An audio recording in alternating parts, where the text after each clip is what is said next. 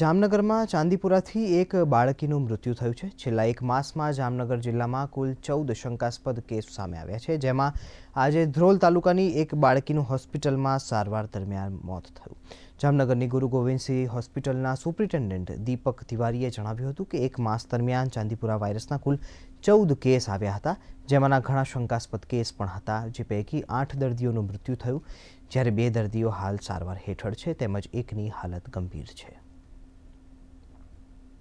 હાલમાં આપણે એક્યુટ એન્કેફલાઇટિસ બાબતમાં લગભગ આજ સુધી એટલે છેલ્લા 3 મહિનામાં 13 દર્દી આવેલા છે, જેમાંથી 2ને આપણે સંપૂર્ણ રીતે સાજા કરીને ઘરે મોકલી શક્યા છીએ.